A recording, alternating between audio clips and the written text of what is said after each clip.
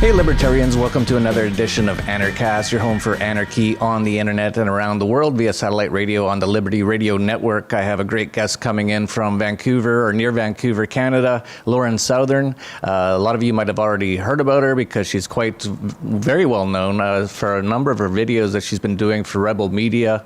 Does a lot of anti-feminist sort of stuff. She doesn't like the feminist movement very much. We're going to ask her about that. She's also running for the Libertarian Party of Canada in the upcoming Canadian election. So we're going to ask her about that because she actually went through a whole kerfuffle where she was removed because of her anti-feminist video and then reinstated afterwards, which was interesting. So I'm going to play actually right now her, it's about a 3-minute video on why I'm not a feminist. So we'll play that now. Hello, my name is Lauren. A few years ago, I uploaded this photo of myself holding a sign saying, "I don't need feminism because I believe in equality, not entitlements and supremacy." To my surprise, the photo was shared all over the internet, from BuzzFeed and even on Time magazine. I got a lot of support for the photo, but I also got a lot of hate and criticism. Most of that criticism from feminists who claimed I did not know what the word feminism means because feminism is actually a movement for equality. So today I wanted to speak to those feminists and explain why I'm still not a feminist and why third wave feminism is not in fact a movement for equality. I want to start by asking a question.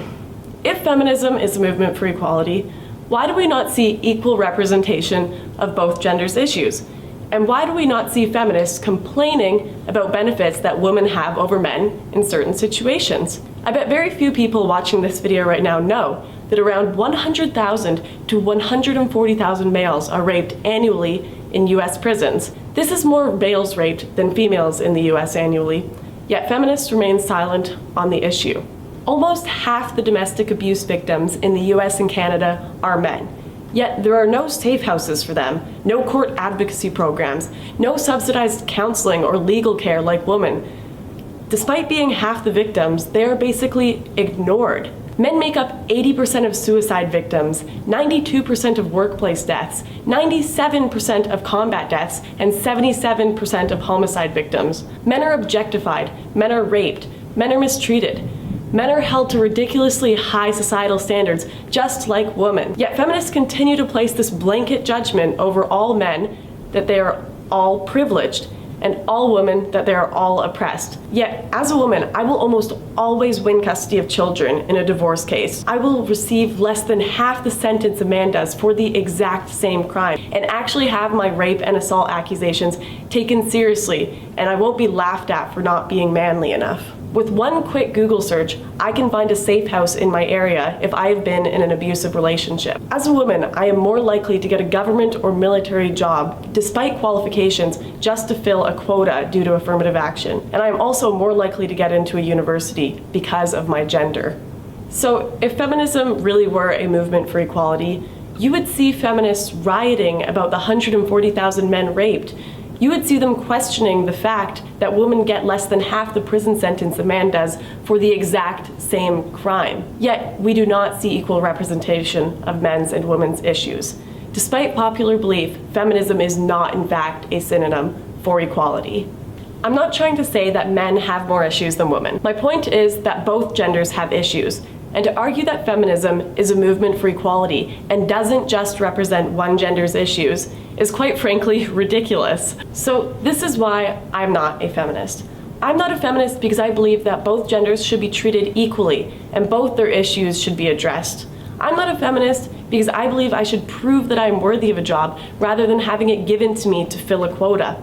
I'm not a feminist because feminists are unintentionally creating a world of reverse sexism that I don't want to be a part of.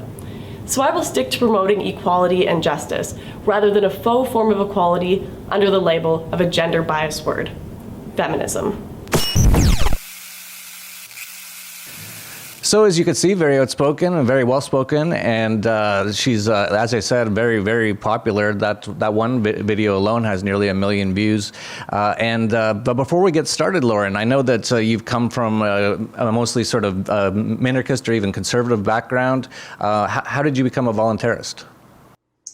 Oh man, I always feel like people expect a grand story with this one. well, as you said, I started from a conservative background, so I was really kind of into conservative thinkers, speakers. I watched a bit of Fox News, all that. I even volunteered for the party once.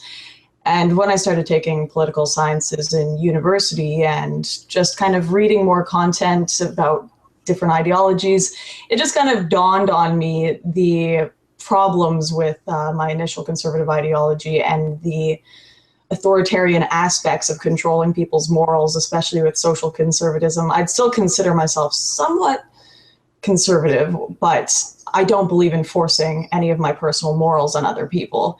And that just kind of came from personal realization. It didn't come from any grand realization.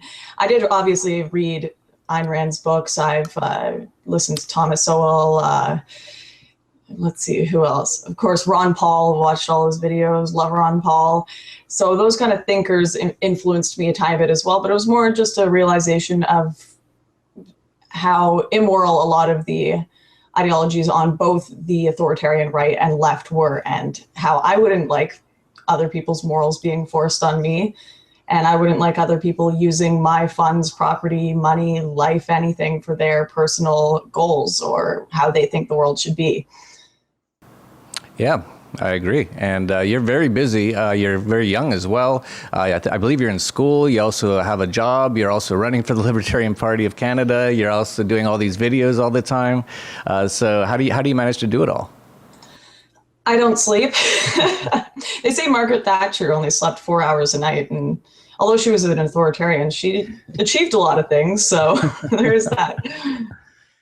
Yeah, that's great. And let's talk a little bit about, before we get into the election stuff, about feminism, because this was all kind of new to me in the last year or so. I didn't really know what people were talking about when they're talking about SJWs and all this feminist movement stuff. To me, I'm an individualist, so I consider all humans to be equal in terms of how I treat them. I don't see any difference if it's a man or a woman.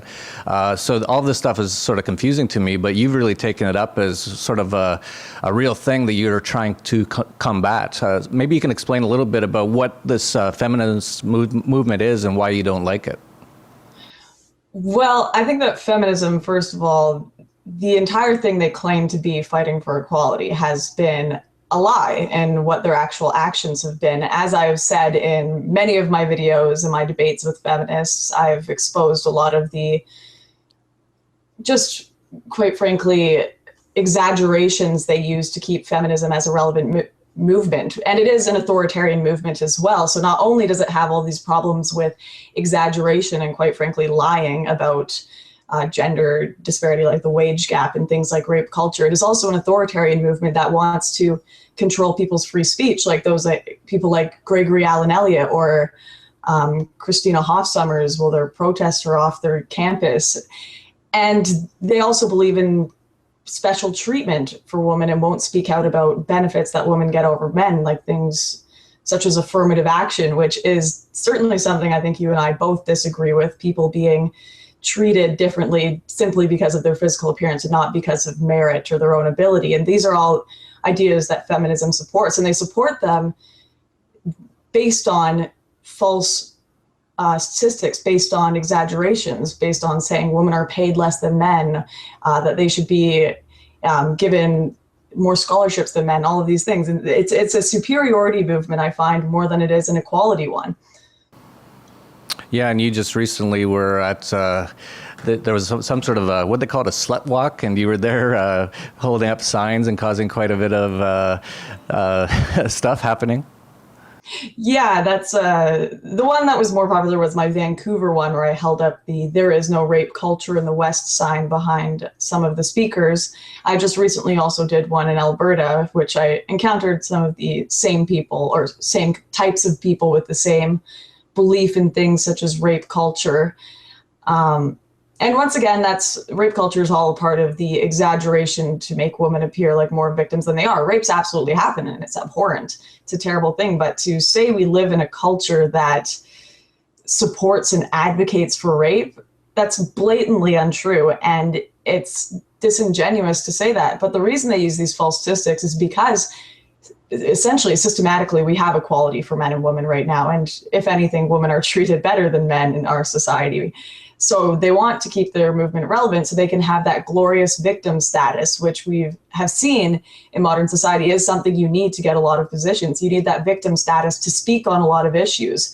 You won't be kicked out of groups or your job if you have that victim status, because you can claim it's a hate crime if anyone questions you. Victim status is a new kind of God status in our society where you can do anything if you're a victim. It's amazing that people strive now to be the victim instead of striving to achieve and be someone who's seen as successful and all of these things. No, we strive to be the victim because it's the easier method of getting respect. It's an easier method of getting positions of power. Yeah, it's interesting. And here's some of the things they say. It sounds crazy. Like one of the things I've heard some feminists say is that all sex, no matter what, two voluntary people have sex, is rape. Have you heard? I'm sure you've heard this sort of ideology. Something French, Marilyn French, I think that may have been. Yeah, no, and these are from feminist thinkers. A lot of people tell me that I generalize feminists and that I will only look at the radicals that are portrayed on TV. But I also look at the feminist thinkers and those that are studied in gender studies classes and that feminists go to for kind of the core of their ideology, people like Bell Hooks and people like Andrea Dworkin, all these kind of feminist philosophers. And they have some of the most insane views like that rape can be simply if you regret having sex with a guy. Rape is if he didn't tell you that he was actually second string on the football team and not first string. Rape is all of they've redefined words like rape. They've redefined words like consent. And we're seeing that more and more as we go forward. Universities now have these, it's gotten so bad that universities now have affirmative yes means yes consent laws, basically, where people have to sign a form in order to prove that they got consent. Exactly. How romantic. No one believes in romantic spontaneity anymore because they may be accused of rape, because feminists have redefined the word so greatly that a girl flirting with a guy and taking off her clothes is no longer consent, right? Yeah, it's crazy. Apparently now on some college campuses, you need a bunch of lawyers if you're ever going to, get together with a girl or a guy. It's, everyone sign and witness, and it's complete insanity. So I can totally understand why you're so against it. And it's only getting worse. You look at the report, they're so lacking for real issues that just on, I believe it was Sky News in the UK, a woman went on reporting that air conditioning is sexist. I'm not kidding. I saw that one, yeah. Yeah. That's how out of real issues they are. And they want to they could go and report on all of the issues that women have in third world countries, but they won't get any benefits from focusing on those. So they have to pretend that women here in the West are still oppressed so that they can remain having that victim status, getting those scholarships, having that affirmative action and that power of being offended. That's sexist. That's misogynistic. Anything you say, you can't fire me, that's sexist, right? It's a type of power. So they have to make sure that women still appear to be victims. Yeah, the air conditioning one was hilarious. I scrolled through the article on it. Apparently, it's because women in the office sometimes wear less clothes. They might wear a skirt instead of pants or something. So therefore, by having air conditioning in the office, it's sexist against women. It's insanity. Well, of course, women have no agency. They can't control themselves. They can't put on a coat. That would be crazy. Hey, I get cold too. I go to the movie theater here in Acapulco, and I always forget to bring something warm because it's always so warm outside. So I'm always in a T-shirt or something. And in the theater, it's really cold. So maybe I should. Maybe that's sexist against me. No, you're a man, so it doesn't matter, right? Anything bad that happens to men. Doesn't matter. Because it's always a position of power. You can't be racist if you're a minority. You can't be sexist if you're a woman. Craziness. So your focus on feminism caused a real thing in the Libertarian Party of Canada, and it was a real interesting thing to see how it played out because, of course, as libertarians, we always want to try to not limit anyone's speech, no matter what they say. And apparently some people in the Libertarian Party of Canada are somewhat social justice warriors or something along those lines, and they somehow had you removed for a period of time, if I have the information correct. And then Tim Moen, who's leader of the Libertarian Party and past Anarchast guest, I believe reinstated you. Why don't you tell us what all happened there? Well, I think the core of what happened there is, I speak about it in one of my videos called You May Be a Cultural Libertarian If ... You can go look at it on the Rebel Media. And I think there's a big difference between people who are just libertarians and people who are libertarian in spirit as well, are cultural libertarians. Because technically controlling people's free speech in private organizations, telling people they're fired for having opinions if they're in a private organization or a political party or a group of people, and going out and trying to silence people through petitions, isn't government doing, it's not the government, right? So it's not state authority, state authoritarianism, but I would consider it a type of social authoritarianism that some libertarians don't believe is wrong. I believe that social libertarian is wrong. I don't think it should be stopped through force of the state, through force of individuals, but I think we should oppose it ideologically. And a few of the people in the party were not social libertarians, so they believed that controlling my free speech because of the image it gave them, or they didn't agree with me, had me removed. And of course that was within their ability in the party, but a lot of people who were social libertarians in the party and thought, hey, that's wrong. We believe everyone in this party should be able to question all different types of ideologies and challenge them. Lauren should be reinstated. And luckily Tim Moen supported that decision and the party had me reinstated. They told me they would protect my freedom of speech and that I could speak on issues I'd like. So, and as long as I'm polite, of course, because it's understandable if I'm going around and swearing at people, punching people, all that kind of stuff. You don't necessarily want that person in your party. But if you're just questioning ideologies, we're in a scary world where you can be kicked out of a party, kicked out of your job, go to jail for questioning feminists. And that's the world that we're seeing happen today. But the Libertarian Party, I believe, is safe from that now, which is good. Yeah, it was actually a real test of the Libertarian Party, in my opinion, because that was the first sort of real issue that came up where, let's see if we're all really libertarians here, because you shouldn't have been removed just because of your stance on feminism if it's a true Libertarian Party. And I think from what I can tell, most of the people in the party supported you, and Tim did bring you back on. So I know the Libertarian Party got attacked a lot over that and said, oh, they're not real libertarians. Look, they censor speech and things like that. But it was an issue, but it did get rectified, so that was good. Yeah, and you know what? It's the mature way to go about it. A lot of parties will grandstand on things, but the Libertarian Party found a way to basically reinstate me despite how it would make them look, despite if it made them look anyway, because Tim was willing to make hard decisions for the party, and I have a lot of respect for Tim. So yeah, it definitely was a thing that showed that the party has some strength in being able to resolve these issues, and they did. They resolved the issue, and Tim flew out and spoke to me, and we had a very long, good conversation, and I was reinstated. So we solved an issue. It was a success. Yeah, and the election's coming up in a little over a month, and I guess I should let people know, I haven't announced this officially, but it looks like I'm probably not going to officially run for the Libertarian Party.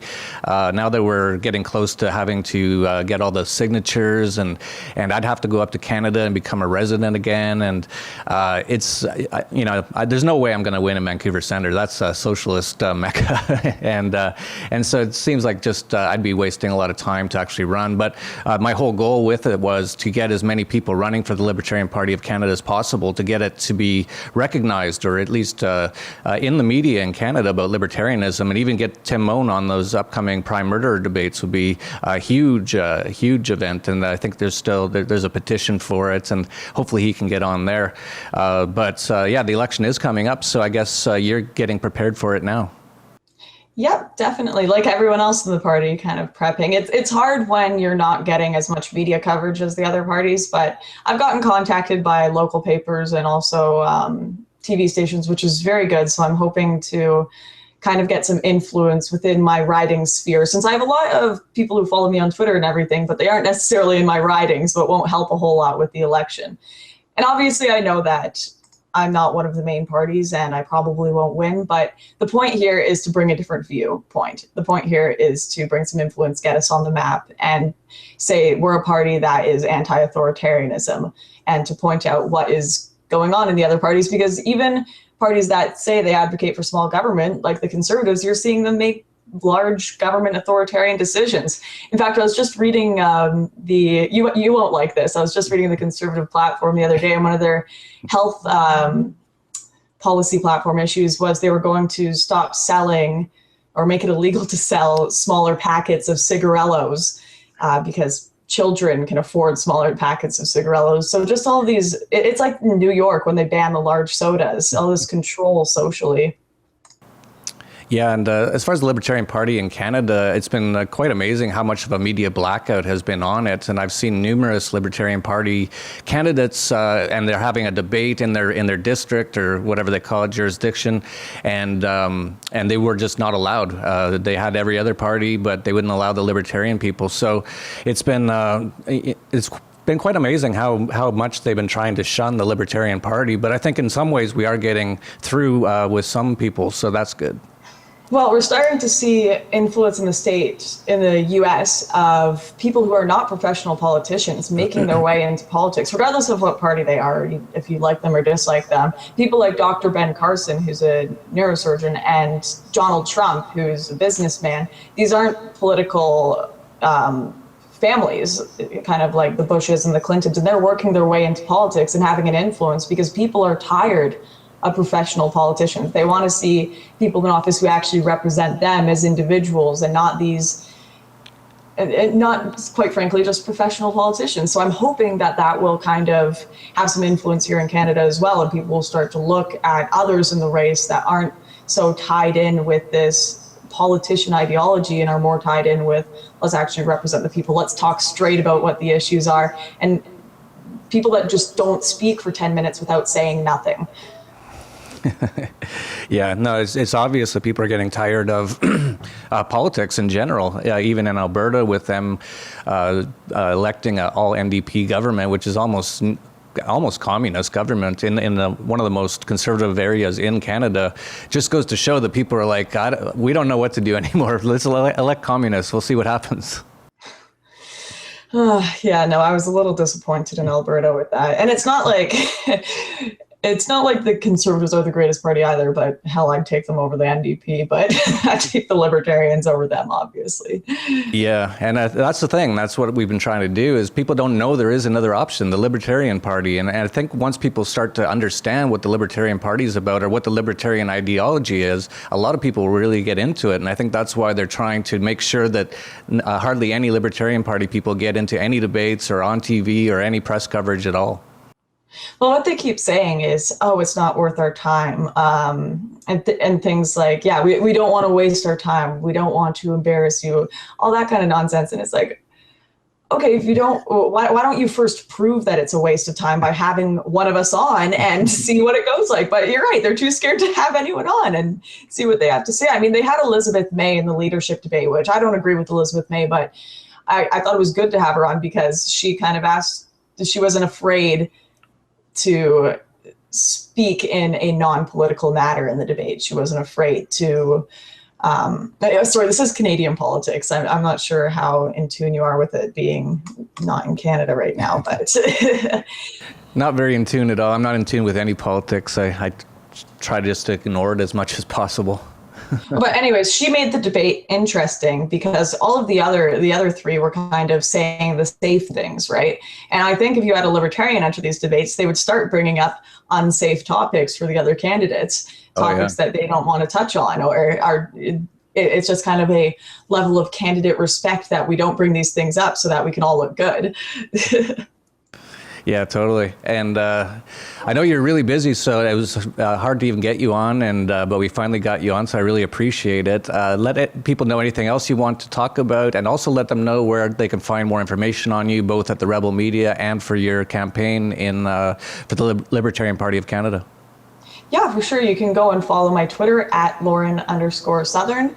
And my campaign website is laurensouthern.com, nice and easy. And you can also follow my politician page on Facebook. I don't post too often on it, but you can try to contact me through there. Lauren Southern, Langley Aldergrove. Great, and I'm going to put a link to the video down below where you were at the slut walk. That was really good. People should check that out. Really great stuff that Lauren does. So check that out. If you're in Canada, support the Libertarian Party of Canada. Support people like Lauren. Try to get them into the media. Try to get them into the conversation.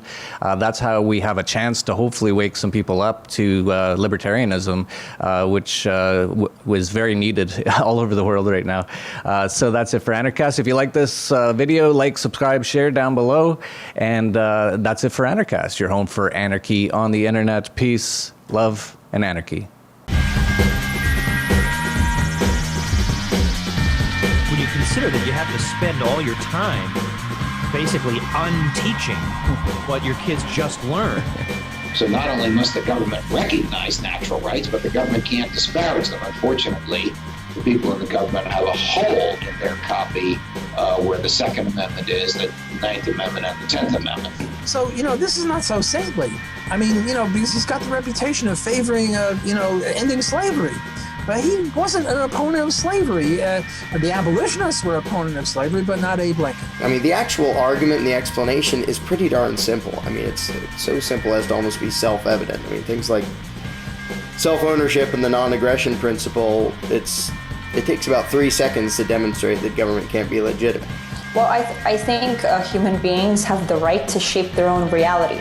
And that's what's been taken away from us. We are participating involuntarily in a system that shapes our reality for us. And the first step is to not allow that. You're paying off your debt, you have to pay off your car loans, your mortgage, you have to maybe even live with your parents, and then you look back at your life and you did nothing. You never challenged yourself, you never experienced anything, you never lived your life because you kept doing what the machine told you to do. From Acapulco, Mexico, this is Anarchast.